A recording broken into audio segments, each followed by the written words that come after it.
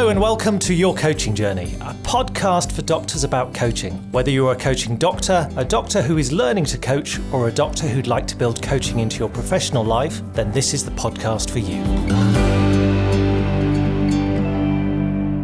Hi, I'm Helen Leathers, and with me today is my business partner and co-host, Tom Dillon. Good morning, Tom. How are you? I'm good. Are you sure? Yeah. No, I do like to reflect. No, I am very good. Yes, Excellent. thank you. Excellent. I've got some news. Some news. Yes. Ta-da! Here we go. Hot off the press. Yeah, well, kind of. So we did an episode a few months ago now on mindset. We did. On having either a fixed mindset or a growth mindset. Yes. Yes. And we talked about my mindset around swimming. Yes, and that seemed quite fixed at the time. Yeah, and I was quite sort of negative about how I felt I was. I wouldn't have classed myself as a swimmer, etc. And it kind of made me think, as coaching does. And I have had my first swimming lesson this week. Hurrah! Yes. Well done. Yes. How did it go? It was okay. Good. Yeah. I still am not going to say I'm a swimmer. I've got another 3 lessons booked, and as soon as we finish podcast recording today, I am going to the pool to do the homework I've been sent by my swimming teacher. So, yeah. But you have swum. I have swum. I have been in the pool, and I did 10 lengths. I swam. Which one is it? Well, you have swum and you swam. Yes. Yeah. 10 lengths. The little fishes swimming over the dam's coming into my head now. Don't start But singing. I won't sing it. No. So, yes, I was exhausted afterwards, but improving. Good. So, there we go. I just thought I'd share that. And evidence that people that, like the theory around fixed mindset and growth mindset is that you have one or the other. And we kind of discussed that actually you may have areas of your life where you have a growth mindset and other areas where you have a fixed mindset. And you've managed to change an area where you had a fixed mindset about something. Yes. And it has now become a growth mindset. Yes. You are making you are planned to get better at something. Absolutely. And Well done. consciously made the decision that day to not say I couldn't swim anymore. So, yeah, it's been good. It's been interesting. Good. Well done. So, yes. A slight digression from accreditation. Yes, that's what we're talking about today, isn't it? Is it? We haven't said that, have we? No. Today's episode It's all about accreditation. Yes, we're going to talk Shall we about get started? that. Let's get started. So, Helen, when we're talking about accreditation within a coaching sphere, what are we talking about? So there's 2 types of accreditation. There's accreditation for training and there's accreditation for people individually as coaches. And really, this is a non-regulated industry, isn't it? Coaching. Coaching. Yes. So there has to be some degree of self-regulation, I think. And with accreditation, that is about experts, people at the top of their game, looking at how people work in the coaching industry and setting some standards, setting some competencies that people can be sort of marked against, if you like. Yeah. And for those people that meet those standards and meet those competencies and get that badge of accreditation, it allows people to see whether they're going to employ them, put them on a coaching panel, or to perhaps have coaching with them, that they're serious about their coaching, that they've had training, that they are prepared to grow and develop, and that someone else has looked at them coaching and said, yes, you've met this standard.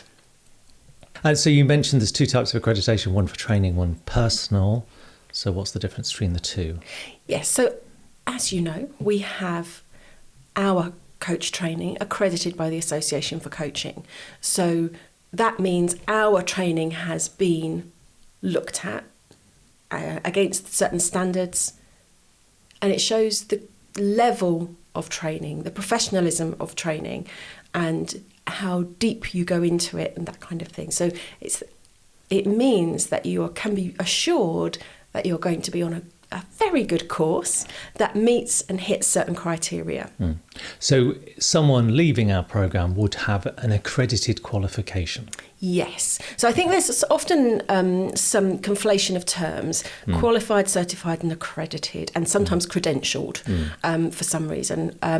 So If you are qualified or certified, in the coaching world, that's pretty much the same thing. You have a qualification or certificate in coaching. And our qualification, our certification, is accredited in and of itself. Okay. And then you can go on with experience, with development and growth around your coaching practice, and become personally accredited. And that's when someone looks at you in more detail and how you work. Good. Okay. Got that. So in terms of, you've mentioned the Association for Coaching, and that's the mast we've pinned our flag to, and we're very happy with the Association for Coaching, but there are other bodies out there. So just for those people that might not know, the Association for Coaching is a coaching body. Yes. So they are an organisation that is interested in the promotion of coaching, the progression of coaching, the professionalism of coaching. Yes, absolutely. So what other bodies are out there that people might come across? There's the International Coaching Federation. The ICF. The ICF, absolutely. And there's also the European Mentoring and Coaching Council. So they're the three main coaching bodies. And I think sometimes people think that the AC is just for us in this country, but actually it's a global organisation, and we know that they're all over the place. So I am accredited by the Association for Coaching, and I work with them as an assessor on their accreditation process. And we have assessors in Singapore, in China, in Spain, all over the place. So it's very international. So we've talked about the ICF and the Association for Coaching, and you mentioned the EMCC? Yes, the European Mentoring and Coaching Council. And as the name suggests, they are mostly based in Europe. So I think with them, there is a conflation of mentoring and coaching, which we've talked about before on the podcast. Yeah. Whereas the Association for Coaching and the ICF are very much just about coaching. Yeah. Yeah, and we very much make that distinction, don't we? We are training people to coach, not to mentor. Yes, absolutely. Yeah, good. We've not talked about ILM, and I know sort of within doctor circles, NHS, ILM gets bandied about a lot in terms of benchmarking of qualifications. We get asked, where does this fit with ILM 5 or ILM 7? So where do you see ILM fitting into the whole conversation about accreditation? Well, it's interesting, isn't it? Because ILM is an awarding body. It's not a coaching organisation, an accrediting body in the same way that... No, it's not a professional body for promoting the industry, is it? So, and I think that's a good distinction because it originated from the Institute of Leadership and Management and has kind of been sectioned off. So it's now sits, as you say, as an awarding body. So it's not a club you can join to further your coaching. So they have people who deliver their approved training packages, if you like, courses. But once you've done your qualification with them, that's it. That's it's it. done. Yes, absolutely. So they're not going to take you any further unless you do further qualifications with them. Yeah. Good. Okay. Cleared that one up. Also, I'd just like to mention that we do a lot of work with lifestyle medics and health coaches now, which we'll be talking about in a future podcast. There is the UK IHCA. The UK and International Health Coach Association. That's right. It took me ages to remember the order in which those letters went. But yes, of course, is approved as CPD for their portfolio route, which means basically if you are a health coach and you want to go down that route of accreditation with them, you bring together all of your training and all of your experience and go down what they call their portfolio route of accreditation, and our coaching can be put in alongside that, and it's already been approved. Excellent. So just thinking about at what point you might become accredited, how much experience do you need to have as a coach in order to become an accredited coach? Good question. Historically, I think people waited until they were super experienced. So there was a lot more professional and master coaches out there with hundreds of hours under their belt. More recently, since lockdown actually, a lot of people have been applying for accreditation much sooner, and the minimum requirement for the Association for Coaching is 50 hours. Okay. So the 50 hours would allow you to become an accredited coach with the Association for Coaching at a particular level. So yes, that allows you to apply at the foundation level, then there's coach level, professional level and master level. Okay. Good. Okay, so there's that natural progression. As you do more hours, you can increase the level of your accreditation. Yes, so the accreditation when you apply lasts for 3 years once you've been approved. And then at that point, you can either renew at your existing level, or if you've accumulated enough hours, you can move up to the next level. Okay, and presumably you could upgrade earlier than 3 years. Yes. Yeah. Yes. Okay, good. So you'll need to do some other things because there'll be more criteria to hit at that higher level. But yes, fundamentally, it's going to be about your hours, although what I tend to find and what I found when I applied was that most often it's the supervision that's missing. You have to have had supervision. So it's always a good idea to check the documentation and see what's required of you and make sure everything's in place, because if you haven't had enough supervision up to the point of applying, you're going to obviously have to delay that application until you've had enough supervision. Okay, so in order to become accredited, you need to have done an appropriate qualification. You need to have completed 50 coaching hours. You need to have had some supervision. At foundation level, 3 sessions. 3 sessions. Between the time that you finish your training and applying. Yeah. And what else would you need in order to become So you'd need a accredited? supervision reference, you'd need client references, and then the majority of the rest is the application form. So you have to complete things like your personal coaching approach. You have to complete a fitness to practice element. And for a foundation coach, that's basically a critical reflection of your practice of coaching and how you've improved and that kind of thing.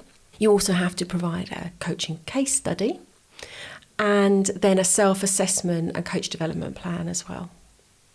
Good. Now, as providers of an accredited course with the Association for Coaching, we have a fast track application process. So if someone wants to become accredited after they've qualified with us, most of what we have done with them will feed directly into the accreditation process. Yes. Yeah, absolutely. So we have a partly populated form already, basically. So we've started the application process already for people. So when they apply, they have to get our specific forms. And then, as you say, everything that we've done feeds into that application and getting it to the best place that it possibly can be. And we also provide some extra training on that as well if people are interested. Good. And obviously with the different coaching bodies, they're all sort of vying for membership. They all want to put themselves forward as being the best. I say we've aligned ourselves with the Association for Coaching. We like their ethos. We like the way they work. It's quite a friendly organisation. Yes. And I guess people just have to do their research and find the one that works for them. Yeah. And I think it's important to say that they're all equally valid. Yes. Now, I don't think anyone has the edge in terms of why you might become accredited with the EMCC, the ICF, or the AC. I think it's just finding a good fit for you. Yes, absolutely. Yeah, and we did look, didn't we, at their sort of their core competencies and how they go about things. Effectively, what are their values? And we found that we just like the Association for Coaching. It worked for us. Yeah, good. So what top tips do you have for people thinking about becoming accredited after they've qualified as a coach? Well, I think definitely, first of all, focus on the qualification. There's no requirement to be accredited. What it will do is set you apart from other people. So don't put too much pressure on yourself. But if that's something that you do want to do, keep logging your coaching hours, keep logging your CPD, because there is an element of that's required as well. And just stay on top of all that. And also, I think reflection. Keep going with your reflection, because when you then come to apply, you'll have all this wonderful resource in your own writings and reflections that will help inform that application. So I think that would probably be my biggest tip, is log everything. When I applied, I had no intention of applying for accreditation when I first trained as a coach. So when I applied, I had to go through all my diary to log my coaching hours, because I hadn't even logged my coaching hours after the point at which I qualified. So I would definitely suggest that is the top tip, to Lovely. make sure it's as smooth as possible. Right. I think that's a good start in terms of accreditation, and certainly for those going through our courses, as I say, we offer some extra training around accreditation just to give you a little bit more information and how to go through that. And I think it's worth mentioning that you are an assessor for the Association for Coaching, an accreditation assessor. Yes. So you do know your stuff when it comes to accreditation. Yes. And you do have a short training module on accreditation, so that if someone wants to go through that process, they could do your little learning module around it. Yes, I've called it a mini masterclass. There we go, mini masterclass. That's the term I was looking for. I can bring it to mind. I'm going to put a link in the resources on here. So it is very much focused on our graduates, but it will benefit anyone who wants an introduction to accreditation. Lovely. Thank you for that, Helen. Enjoyed that. You're welcome. We will see you next time, when we will be exploring... We're actually going to be exploring a little bit about our courses and the difference between our Doctor's Transformational Coaching Diploma and the Transformational Coaching Diploma for Lifestyle Medicine. Excellent. I shall look forward to that. Thank you for today. You're We will welcome. see you next time. Take care. Bye. Bye-bye. For now.